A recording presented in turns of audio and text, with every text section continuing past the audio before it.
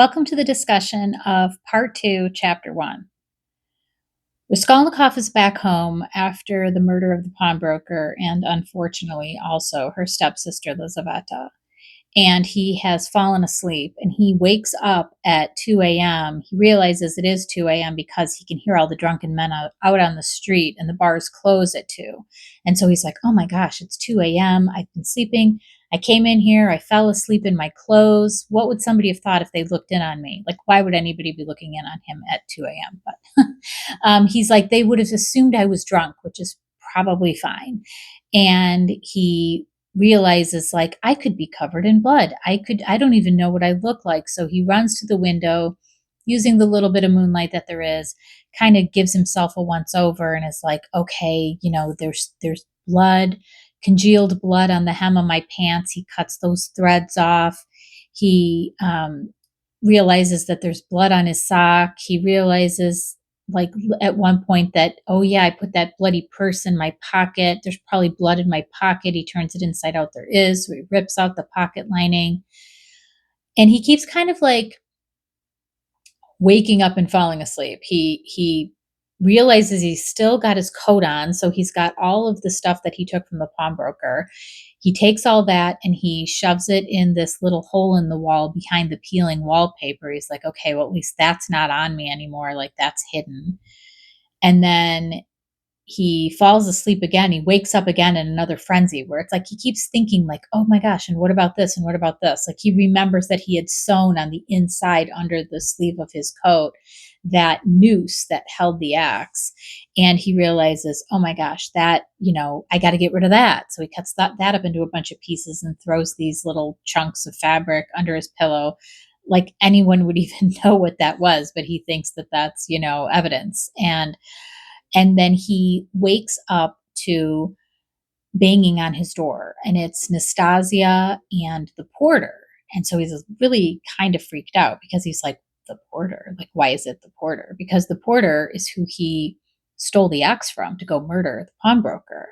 And like, why would the porter be at his door? So he opens up the door and the porter's like, hey, yeah, I got a letter for you, delivering it. And he's like, well, letter? What's this letter for? And he's like, look, buddy, I'm doing my job, just giving you the letter, and like, it's up to you to read the letter. So he turns away, and Nastasya is looking at Raskolnikov and going, you don't look real good. Do you feel okay? She'd kind of been giving him a hard time, like, this guy's always sleeping. He's sleeping again. And then she's starting to look at him and being like, you don't look good. And he's like, I don't feel good. And he reads the letter, and the letter is asking him to go to the police station. He's like, the police station? Well, what do they want me for?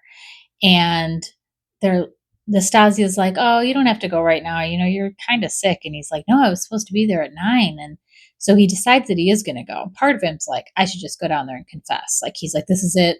This is the end. They know it's me. Um, but then I'm in it. He knows, like, if they really thought it was him, they would have just come and gotten him. It's like, they're not going to be like necessarily calling him down to the police station. So he goes to the police station, even though he's not feeling well. And there's a couple other ladies in there, and he's kind of waiting his turn. And he gets up there and they're like, yeah, there's a IOU that you need to pay. And he's like, an IOU? Like, he's thinking they want to ask him questions about the murder. And he's like, an IOU? And they're like, yeah, you wrote an IOU to your landlady. And, now there's a demand for payment on it. And he's kind of like relieved that this is all it is. Like, in his mind, he's just like, oh my gosh, this is about me owing money to the landlady. Like, this is like, he's just so happy that they're not asking him about the murders. And he goes into this story. Like, he doesn't need to tell them this. He goes into this story about how he was engaged to the landlady's daughter. Like, he lived there for 3 years and he was engaged to the landlady's daughter, and then the daughter died.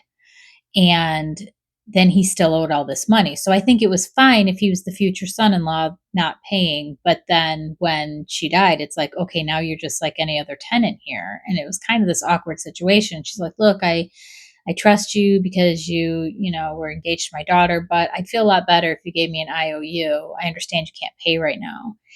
And so he did give her the IOU, and it was kind of with this understanding, like she would never call it on it, but now things are different. And what has happened is a debt collector has come to her. She sold it to a debt collector. And the debt collector is the one who probably gave her like money for it or said that he would give her money for it when he got money on it. But he's the one who's brought it to the police and is saying, he wants it paid. And Raskolnikov's like, I don't have less. I lost my lessons. I'm not a student. I'm, really, I can't afford to pay this. And the clerk is like, yeah, I get it. He's like, we just got to do some sort of formal written response. You're going to tell her that, you don't have the money to pay it. You mean to pay it. You promise you won't leave town, blah, blah, blah. It's just kind of like a formality. And Raskolnikov's like, okay. And then in comes this like very boisterous, gruff assistant police officer. And he's like yelling and, very like just loud.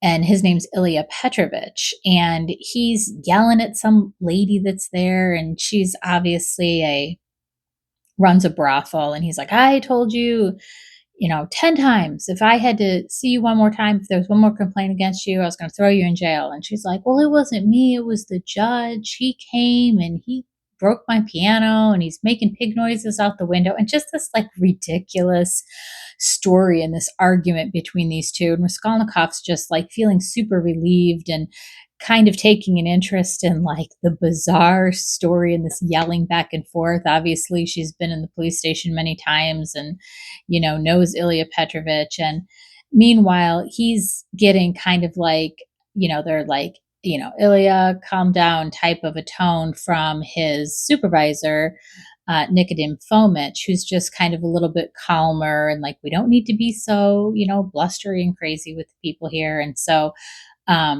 him and Raskolnikov also kind of get into like a back and forth where he's like, look at this, this bird, he doesn't pay his debts. And, Raskolnikov says, it's not what you think. And they kind of go back and forth. And then Raskolnikov turns back to deal with the clerk about like, okay, what do I have to do? And he starts to overhear Ilya Petrovich and Nikodim Fomich talking about the murder and talking about the two gentlemen that came to the door while Raskolnikov was inside. And they were kind of like, um, discussing why they didn't think that they were suspects because it's like they made such a point to be seen and heard. And like, why would they, somebody who was actually going to murder somebody would have been coming in stealthily, not making a big point to go see the porter and, visiting with people out front and coming with their friends. And so he's kind of getting all this little tidbit information, like hearing kind of some inside baseball about the actual investigation into the murder. And so he's kind of like half listening. And then the clerk is like, listen, buddy, just like, let's just write. I'll tell you what to write. Just take the pen and write these words that I tell you. He just wants to get it over with. And so he's starting to write. And the clerk is like, you can barely even hold the pen. Are you okay? And he's, I haven't been feeling well. He's a little rattled because he's hearing them talk about the murder. And he's like, I really haven't been feeling well.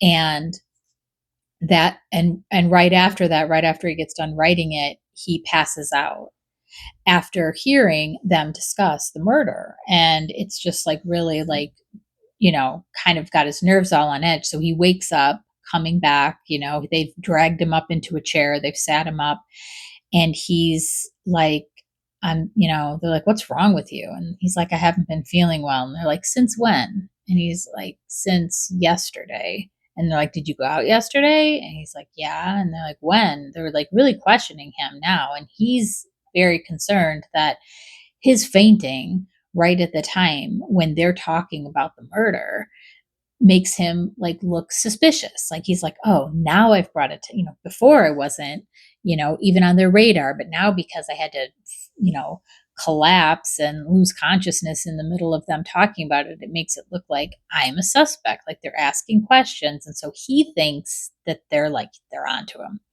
And so his sole focus now is to get back to his apartment because he's like, the next thing that they're going to do is they're going to search my apartment. I'm going to be on their radar. They're going to search it. They're going to find the stuff. So he's on his way back so that he can take the stuff that he had stolen from the pawnbroker and hide it somewhere else where it won't be there if they come and search his rooms. So meet me next time. We will be reading part 2, chapter 2, and find out what Raskolnikov does next.